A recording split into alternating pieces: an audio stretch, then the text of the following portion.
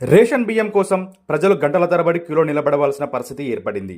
నిత్యావసరాల ధరలు పెరుగుతున్న వేళ ప్రభుత్వం అందించే రేషన్ బియ్యం పేద మధ్యతరగతి కుటుంబాలకు ఎంతో కీలకంగా మారింది.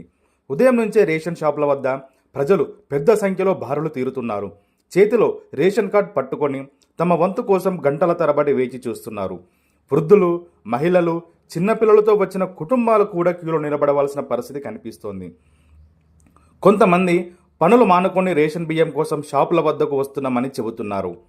ఉదయం వచ్చి క్యూలో నిలబడినా తమ వంతు వచ్చే సమయానికి చాలా ఆలస్యం అవుతుందని ఆవేదన వ్యక్తం చేస్తున్నారు. రేషన్ బియ్యం కోసం క్యూలో నిలబడుతున్న ప్రతి వ్యక్తి వెనుక ఒక కుటుంబం ఉంది. వారి అవసరాలు ఉన్నాయి, వారి ఆశలు ఉన్నాయి. అందుకే రేషన్ పంపిణీ వ్యవస్థ మరింత సులభంగా, పారదర్శకంగా, ప్రజలకు ఇబ్బంది లేకుండా ఉండేలా అధికారులు చర్యలు తీసుకోవాలని ప్రజలు కోరుతున్నారు.